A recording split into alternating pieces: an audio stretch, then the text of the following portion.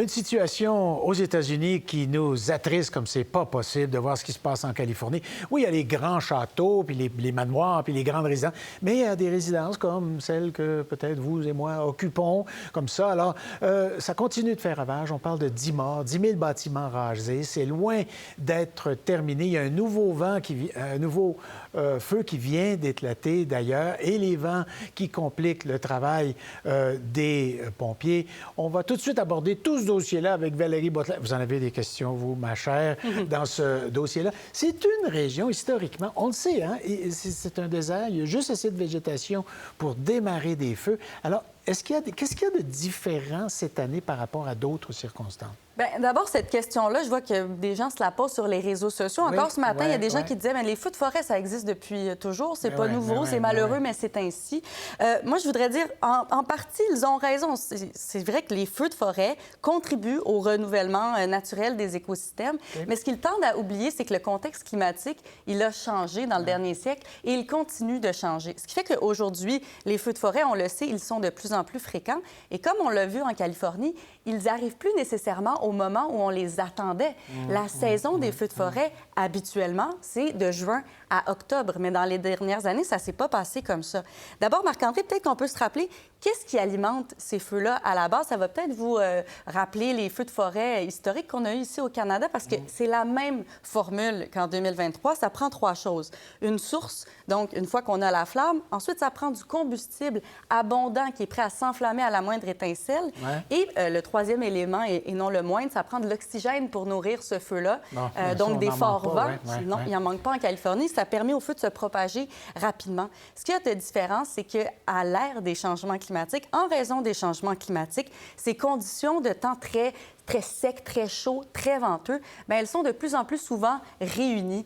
Et pourquoi ça? Bien, parce que le climat est bouleversé, là, n'en déplaise à ceux qui disent qu'il n'y a rien de nouveau sous le soleil. Là. Les autorités, les experts qui ont suivi l'évolution de ce qui se passait là, en Californie disaient que la situation, elle était propice aux feux dévastateurs. C'était un peu écrit dans le ciel. Là. On en parle tous autour de la table en regardant ces images-là, où que l'on soit. On se dit, oui, mais c'était à prévoir. Vous le dites, il n'y a plus de saison. Puis là, pourtant, tout le monde est en congé au service des incendies de forêt en Californie. On dit, on ferme boutique, nous, rendu mi-décembre ou 1er décembre. Il n'y en a plus de feu.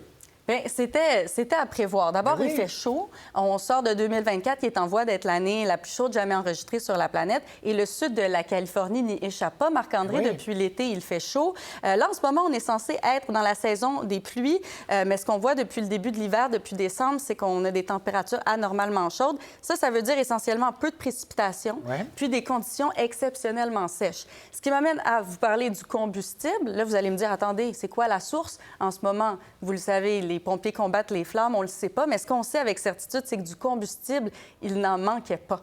Et la raison à ça, c'est parce que la Californie, après des décennies de sécheresse, a connu dans les 2 dernières années des pluies torrentielles. Alors, on a des beaux bosquets, de la broussaille. Exactement. Pas plus tard que l'année dernière, début février 2024, ils étaient en train d'affronter dans le sud de la Californie des précipitations monstres qui ont causé des inondations meurtrières. Puis comme vous le dites, cette végétation a pu se déployer. C'est pour ça qu'on a cette végétation abondante. Et je dois vous dire que c'est particulier, ça, de passer de sécheresse intense à des précipitations intenses. Puis là, on a à nouveau de la sécheresse. Ça, c'est un phénomène qui s'appelle, en bon français, le climate whiplash. C'est-à-dire qu'à l'image d'un coup de fouet, on passe d'un événement météorologique extrême à un autre, et c'est particulier en ce moment à la Californie, c'est ce qu'elle subit. Les climatologues, ce qu'ils nous disent, c'est que c'est appelé à s'intensifier ce phénomène-là, particulièrement sur la côte ouest. Et finalement, bien, le dernier élément, les vents, comme on le sait, les vents de Santa Ana qui sont réputés très puissants, très secs aussi. Je vous donne 15 secondes de plus. Parlez-moi de la critique de Trump qui dit qu'on a mal géré les eaux. Oui, cette critique-là qu'il a fait sur son réseau social, que le gouverneur a mal géré les eaux, ce qui fait qu'on a manqué d'eau. Tous les experts à qui on a parlé à Radio-Canada nous disent que c'est faux, que les réservoirs du sud de la Californie sont pleins. C'est que les infrastructures n'ont pas été faites pour alimenter de l'eau en montagne. Et surtout pas pour lutter contre... ça vers le haut. Exactement. Et surtout pas pour lutter contre des brasiers de cette ampleur-là, plusieurs en même temps. Donc, contrairement à ce que M. Trump affirme, c'est vraiment ces conditions-là qui ont fait en sorte que les feux se sont déployés très rapidement, malheureusement. Bon, mais très bien. Merci beaucoup de vos explications. À la prochaine. Bonne année 2025. Pour voir nos émissions en entier, Rendez-vous sur la chaîne Ici RDI.